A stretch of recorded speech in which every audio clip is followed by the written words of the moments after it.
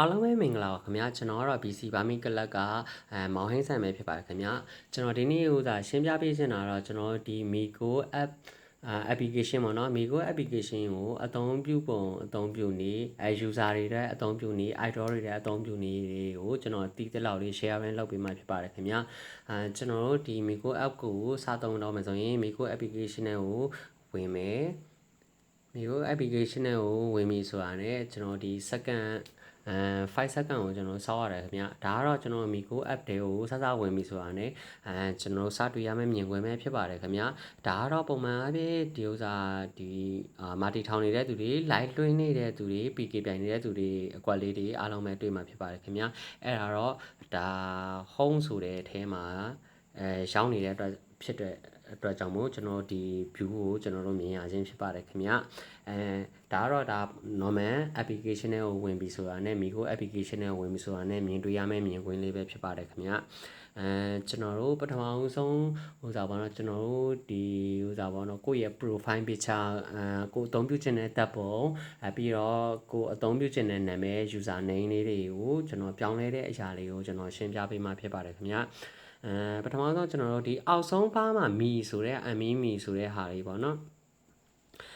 ကျွန်တော် point ထောက်ပေးမယ်เนาะ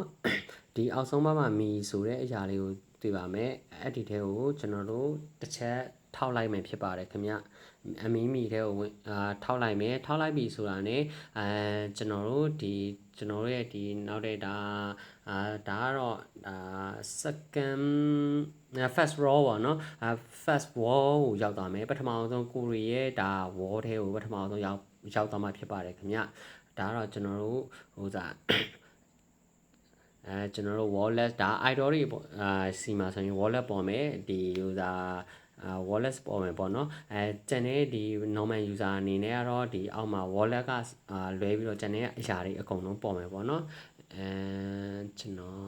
ဆက်လက်ပြမယ်နော်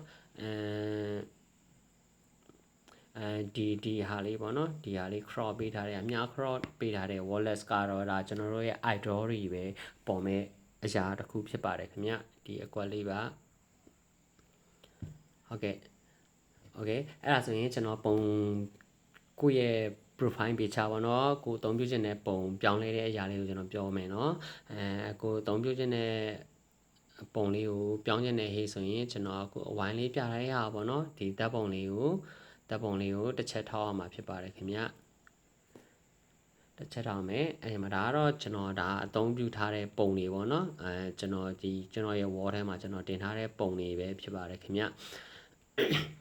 ရှေ့ဆုံးကပုံကတော့ကျွန်တော်လက်ရှိအသုံးပြုနေတဲ့ profile ပုံပဲဖြစ်ပါတယ်ခင်ဗျဒီပုံပေါ့နော်ဒီပုံကြီးပေါ့နော်ဒီပုံကြီးကဒီအခုကျွန်တော်အသုံးပြုနေတဲ့ profile picture ပုံပဲဖြစ်ပါတယ်ခင်ဗျအဲ့ဒီပုံပေါ်မှာကိုကအသုံးမပြုချင်တော့ဘူးဟေးဆိုရင်ကျွန်တော်တို့ဒီအပေါ်မှာကင်မရာပုံစံလေးရှိပါတယ်ခင်ဗျဒီအပေါ်မှာကင်မရာလေးကိုအပေါင်းပုံစံလေးရှိပါတယ်အဲ့ထဲမှာဝင်ပြီးတော့အဲ့ဒီကိုတစ်ချက်နှိပ်လိုက်ပေါ့နော်တစ်ချက်နှိပ်လိုက်ပြီးတော့ကျွန်တော်တို့အသုံးပြုခြင်းတဲ့ပုံလေးတွေကိုရွေးချယ်လို့ရပါတယ်ဒါကတော့ကျွန်တော် wall ထဲမှာတင်ထားတဲ့ပုံတွေအကုန်လုံးပေါ့နော်ကျွန်တော်ရဲ့ wall ထဲမှာတင်ထားတဲ့ပုံတွေအကုန်လုံးဖြစ်ပါတယ်ခင်ဗျဒါတွေကတော့ကျွန်တော် wall ထဲမှာကျွန်တော်တင်ထားတဲ့ပုံတွေဖြစ်ပါတယ်ခင်ဗျအဲ့ဒီပုံကိုခုမှကျွန်တော် profile picture လောက်ထားတဲ့ပုံကတော့ဒီပုံပဲဖြစ်ပါတယ်ခင်ဗျကျွန်တော်ရဲ့ profile picture ကိုလောက်ထားတဲ့ပုံကတော့ဒီပုံပဲဖြစ်ပါတယ်အဲ့ဒါမှမဟုတ်ကျွန်တော်ကဒီပုံကိုသုံးချင်တယ်ဒီပုံကိုသုံးချင်တယ်ဒီပုံကိုစသည်ဖြင့်ကိုသုံးချင်တဲ့ပုံလေးပေါ့နော်ကိုသုံးချင်တဲ့ပုံလေးကိုအပြောင်းလဲခြင်းနဲ့ဟေ့ဆိုရင်အဲ့ဒီပုံလေးကိုကျွန်တော်တို့တစ်ချက်ထောက်လိုက်ပါဥပမာကျွန်တော်ဒုတိယမှာရှိတဲ့ပုံလေးတစ်ခုပေါ့နော်ဒီပုံလေးတစ်ခုကိုကျွန်တော်အသုံးပြုခြင်းနဲ့ profile picture မှာအသုံးပြုခြင်းနဲ့ဟေ့ဆိုရင်အဲ့ဒီပုံလေးကိုကျွန်တော်တို့တစ်ချက်ထောက်လိုက်မယ်ဗျတစ်ချက်ထောက်ပြီးတော့ကျွန်တော်တို့ပေါ်လာတဲ့URS profile picture ဆိုတဲ့ဟာလေးရှိပါတယ်ခင်ဗျ URS profile picture လေးကိုနှိပ်လိုက်မယ်ဟေ့ဆိုရင်